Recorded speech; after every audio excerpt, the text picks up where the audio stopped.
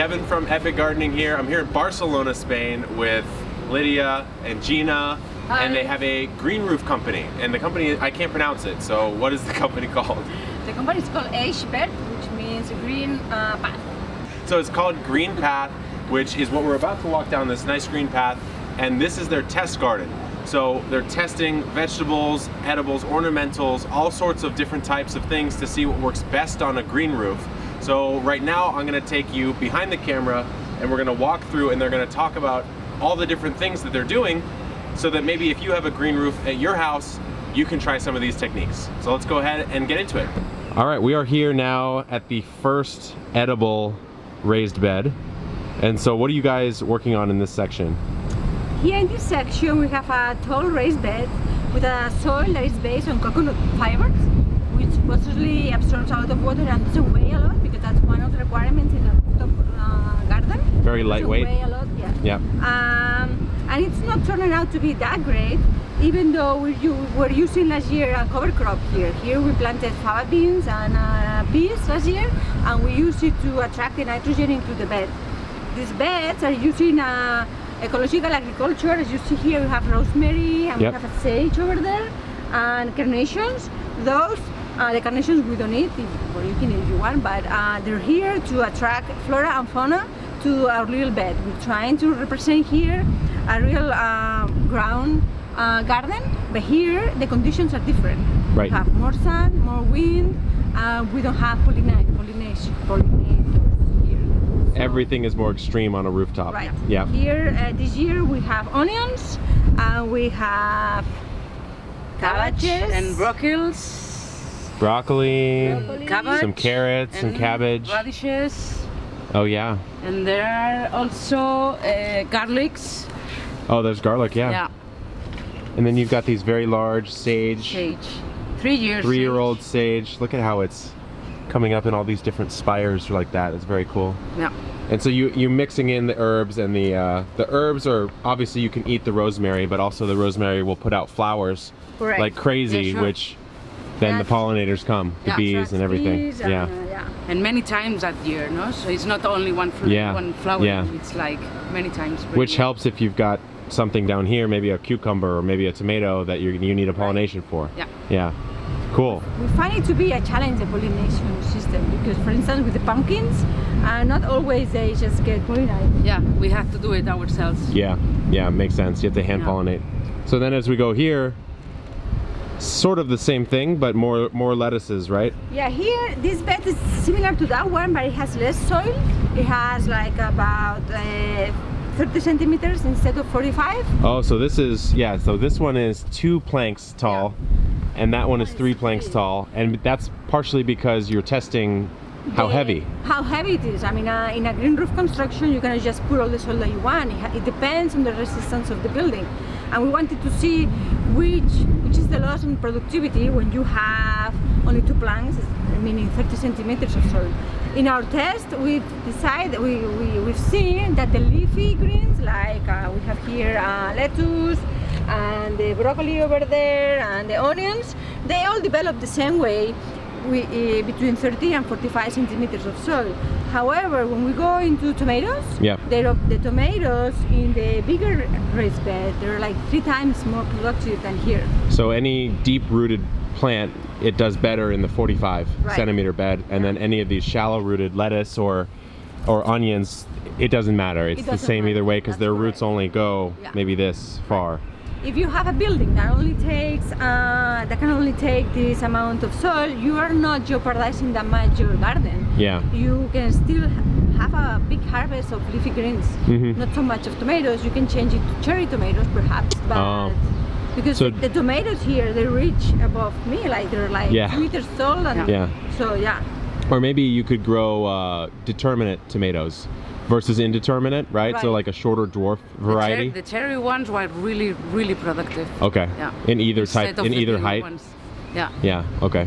And here we also have the daisies. We have daisies and rosemary and nasturtiums over there. And this is for the pollination as well. right. Yeah. So it's a nice mixed type of bed. And the parsley that has overgrown here. Yeah, look at this Oh, parsley, everyone. yeah. It is for sure the biggest parsley I've ever seen. Just, it's like 4 feet long this way. It's a challenge when we combine different species in a raised bed as opposed as in a regular ground, because the nutrients in this bed are shared among these people over here. It's not like the parsley can go over there or enjoying the nutrients from over there. Like, it's stuck. We need to, but right now the parsley is too big compared to the rest. So those are things that we're also trying to learn, no? Perhaps we need to cut back the parsley or harvest it more often, put the parsley or next to the leafy greens, maybe put the parsley somewhere else. So those are the things that we learn. Makes sense. Cool. And so now we move to, I guess, the third of the edible garden beds, which is kind of, this is sort of a hybrid, right? Because you have some grasses here. This is biodiversity. This is the biodiversity bed. And usually in spring we just put up the seeds. We just sprinkle. Let them go. Yeah. And let's see what's going on. At the beginning it was like this. This is called. Is what piece? No, this is I don't remember. This is biodiversity one. What we're trying to get at is places. Remember that this is a green roof, and here's a test site, right? But we may have green roofs that are not easily reachable. So here we're trying to see like this is a bed where we put it seeds, but we wanted to see like how they plant and they grow on their own. Yeah. Like no help from you. No help, no maintenance, no nothing. So maybe this could work for a green roof company or a green roof building that maybe they don't want to take as much care. Right. Yeah. Right. Makes sense. We're gonna see later some other decorative plants like sedum and stuff, but this would be an alternative to that. We can have kind of like a wild prairie in the green roof where we don't need to interact with it too much. It's not trying to be like a horticultural bed. It's more trying to be like a decorative bed. Decorative bed that still provides. That attracts biodiversity to it. And takes the temperature of the roof down, right? There still does the benefits of a green roof. Right. It accumulates water runoff. And it cools down the building. It attracts pollination and insects, and it also helps the membrane, the waterproof membrane, to be it lasts longer as opposed. Oh, you mean the protection on the roof below? Yeah. The protection of the roof lasts longer when you have a green roof on top, because the membrane is not subject to the. Because the bed is taking most of the water. It's not being abused by the membrane. Not only the water, but also the temperature. Oh, true. The temperature that expands and contracts, that's what breaks the membranes. Okay, now we are at the last of the 2 edible beds here. So this first bed, you can see we have fava beans. And so why do we have the fava beans in this particular bed? Well, this bed is resting this season, and what we're doing is a cover crop based on legumes. In this case, it's a fava bean. And what we're doing is like before reproducing the fava, we're gonna cut it, and the roots are gonna have the nitrogen, are gonna stay in the soil, and that's gonna help the nutrients and the nitrogen in this case in this bed. Makes sense. So it's similar, guys, to this other video I did in New York, where Jonathan was doing the same thing but in milk crates, and he would plant, maybe not fava beans, I think he planted shorter legume crops, and he would do the same thing, chop them, lay them down, and then, because he only had, each milk crate was 1 cubic foot, and so not a lot of space, and so he had to make sure he put organic matter back into the soil. Okay, and so then behind us we have so these two raised beds, as opposed to the other one, are not based on coconut fiber, but they're more, this is soil most readily available locally. And it's cheaper too. It's not as sophisticated, but it turns out that with the years, this one has more capacity to grow. Because, the soil has to grow over the years. You have to work it, and you have to add, and you have to put organic matter and such. So this one has more capacity to build and to grow than the other one. The other one, interesting. It's kind of losing its initial bump. So the coconut core started out better, and now it has gone down. Correct. Versus what's in this one? This one is just, it's regular it's regular soil. Just like a local potting sort of raised bed mix. And it has volcanic pumice to help with the drainage. Okay. Because the first year that we put it here, all the plants disappeared because it didn't drain enough. This is another problem that you have to consider in a green roof. The drainage of the water has to be provided. If the water stalls, the plants are gonna rot. They drown, yeah. So how do you deal in a green roof then? Like if this was on the ground in a raised bed, it wouldn't be so bad because the drainage could run off into the street or something like that. But how do you do it here? Does it just... Here we did a 1/3 mix of pumice. Here. On the bottom layer? No, in the whole. Oh, in the whole mix. Whole soil, yeah. So the soils in green roof, they have to keep its structure. They cannot compact, and they also have to have little spaces where the water accumulates. Like the pumice is a dry place where the water accumulates. Got it. Here we have this year artichokes and oregano. These artichokes belong from the last year. We keep the Oh, do you just cut them back and then they come back? They come back. Yeah, as these look great. As in the land. Yeah, these look really healthy. Oregano and stevia. Stevia. That let's see if it's going in the winter time. And also the strawberries that in the last, we just put 2 seasons ago, the strawberries, and the last summer inside of a cucumber plant it goes all these. Oh wow. zones. So 2 years ago they put the strawberries right here. Just two plants, and then guys, the strawberries make runners and they propagate downwards, and so boom, boom, boom, all these strawberries just propagated from the initial 2 plants right here over the course of maybe 18 months or 2 years, something like that. Yes. Yeah. So automatic strawberries for you. And they are producing. In winter time we have many. They're producing many strawberries. We're in the dead of winter in Barcelona right now, and we're still getting free strawberries. Yeah. And also we have this mint that we have to control it because of the roots that. Yeah, because they always say don't plant mint in the same bed as anything else. We just put a pot inside. Oh, did you? Yeah, to contain the roots. Oh, look at that. Okay, if so not, it grows everywhere, and it's not worth it for us because we have less space than in land now. Yeah, no, that's creative. Because usually I would always say, or it's always recommended, never plant mint in the same container. But if you put it in its own pot, then put it in, you skip the problem. Yes. All right, everyone. So now we're in. You can see behind them the ornamental section, or the ornamental section of the test beds, and this is really interesting because over here we have a lot of sort of things you're used to seeing on the channel, which is organic gardening, permaculture style practices applied to a raised bed. Over here we haven't done a lot of on the channel, which is really exciting. So what are you guys testing in the ornamental section?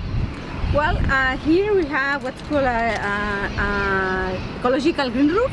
An ecological green roof, it's a green roof that requires very little water and very short depths of soil. It doesn't weigh that much. But the plants have to be low maintenance too. So the queen of the plants are low maintenance are sedum. Sedum. The sedum requires very little water, very little maintenance, and very little soil. So when we have to put them in a green roof, these are the required. These are the ones that we go first. They need a lot of sun. Over here we have a mix. As you can see, different types of plants. Yeah. And this is part of the 9 test beds that we planted about 3 years ago, and we had in collaboration with 2 universities. We were doing we put sensors, temperature sensors in the test beds to verify the efficiency, the energy efficiency for the building, because the green roofs, one of the biggest benefits is it reduces the cooling and the heating cost of the building. Yeah, because they're absorbing most of the heat here. Right. It's a heat sink for the roof. Yeah, and also all these green roofs, they have a layer under.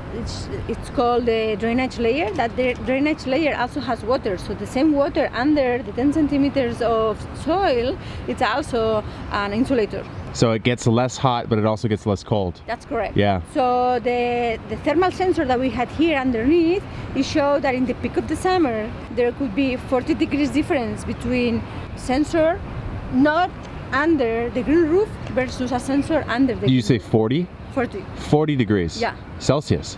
Yes. Wow, that's a lot. That's a lot. That's a huge So, difference. what do we see over the year? We see over the year that the temperature sensor under a green roof, it moves between, I want to say Celsius, between 16 and 22 degrees Celsius. In the winter, it only goes down to 16.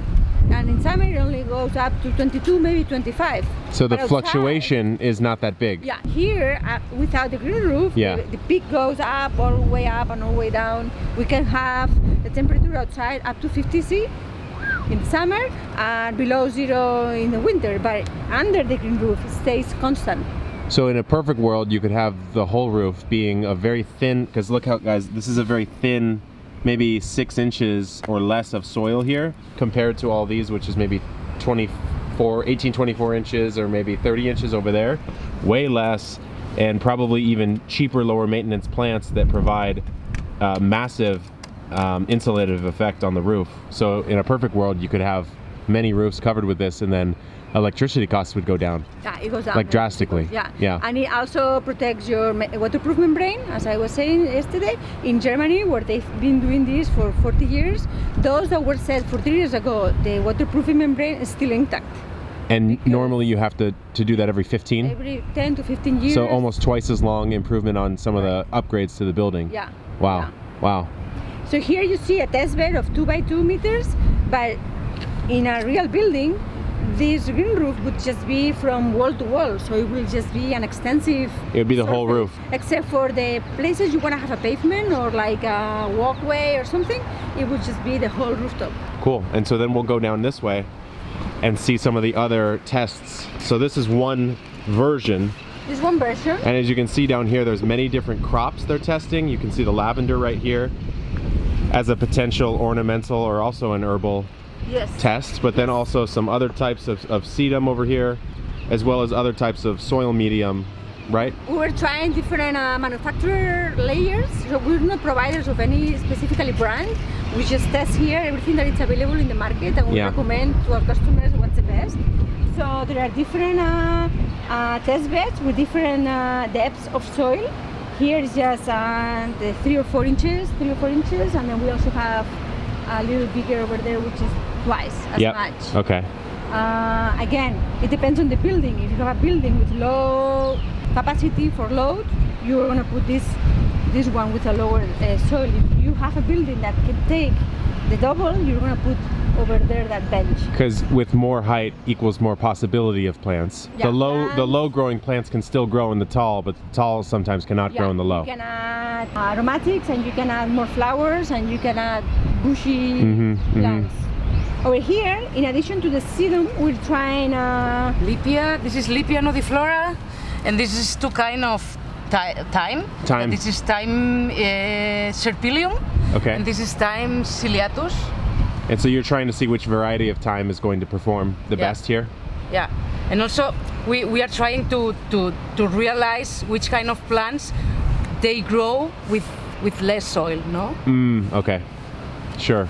Yeah. And so then if we move down here, there's still sedum here, but a different type of medium, sedum that it came in a carpet, kind of like the like a sod. Yeah. It came already made.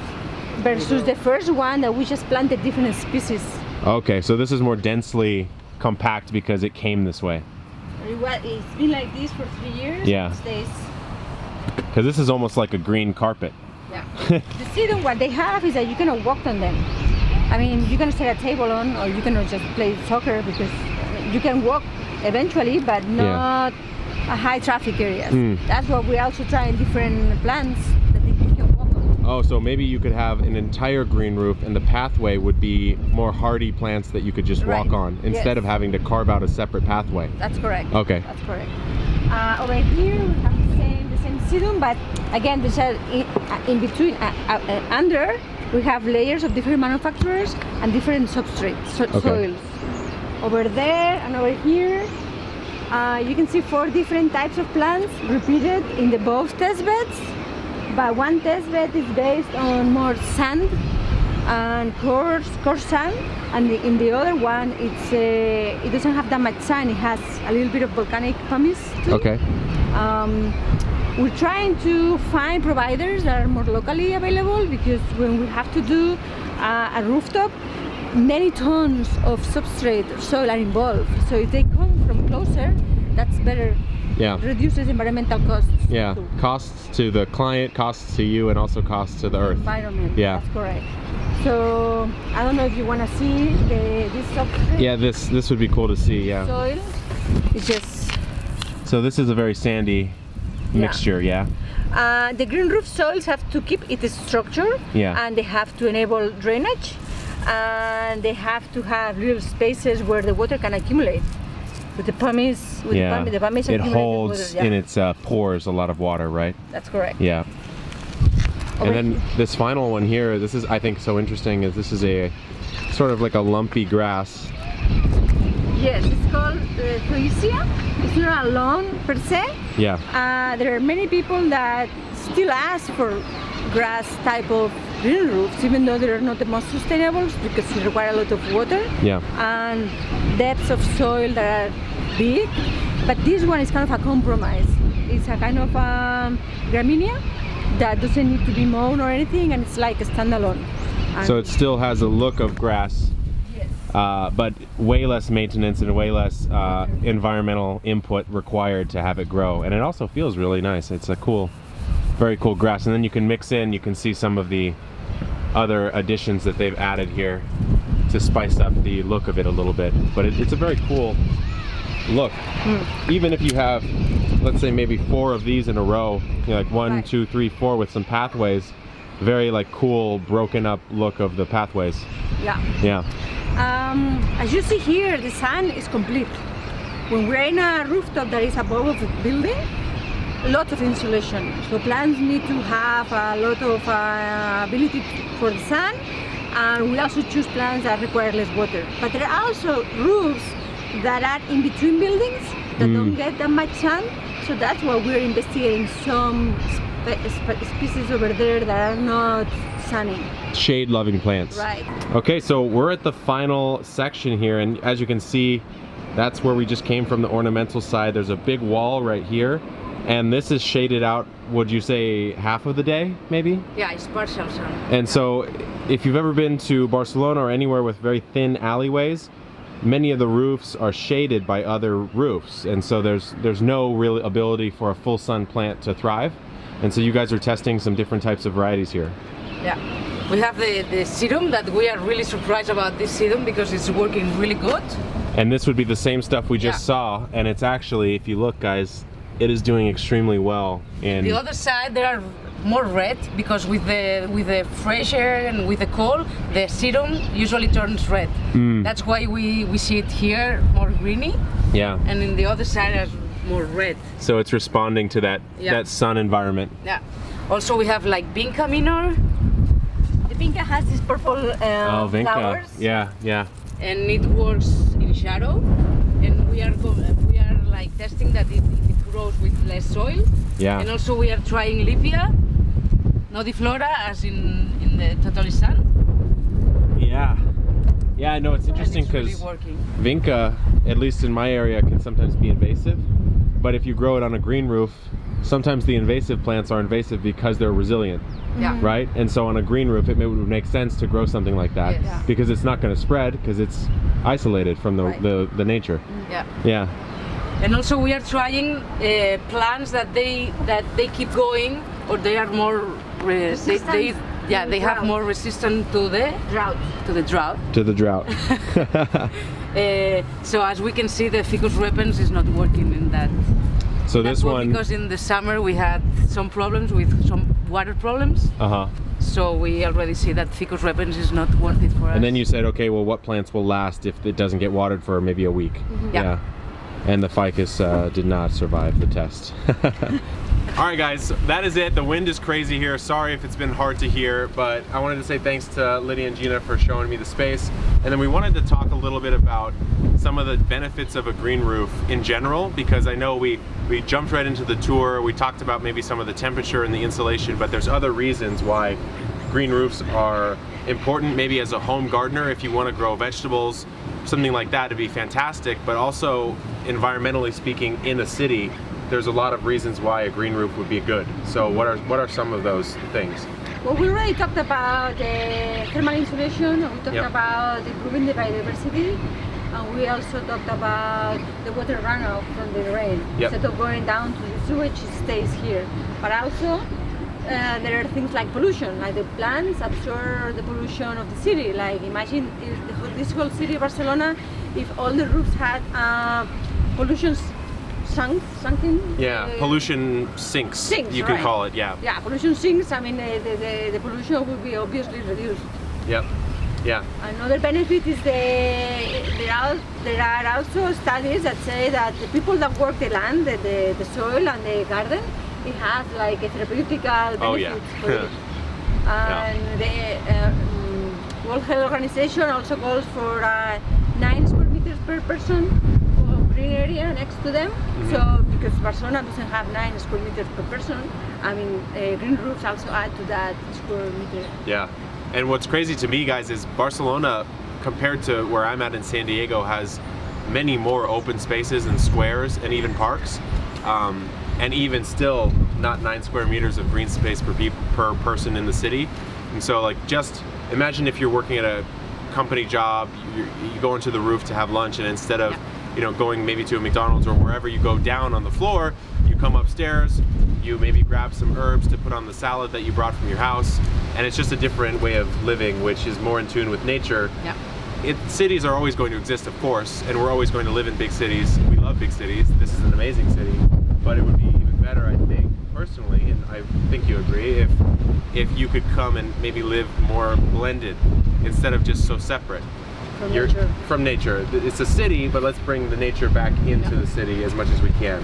And so it's cool to see the different ways that they're doing it with the edibles here, which you guys are probably all about, I'm all about, but also the ornamental benefits of maybe some of the sedum or those lower lying plants that are very low energy, but then reduce the energy that a building needs to use by very drastic amounts. I didn't know the temperature swings were cut down by that much. So anyways, the company is called Green Path. I got it right this time. In Spanish, you say it... Eix verd. Eix verd. It's in Catalan. Oh, Actually, I was going to say, because it would be verde something, right? Like, there's no way that's it's something Spanish. verde. Yeah. But in okay. Catalan. Okay, so all their links and stuff will be in the description below if you want to contact them, or if you're in Barcelona, I'm sure that they would love to give you a tour. So thanks, guys. I appreciate it. And, Really, thank you. Yeah, it's been really fun. nice to meet you. Yeah. So until next time, guys, good luck in the garden. Keep growing. I'll see you in the next one. Bye. Bye. Thank you. Adios.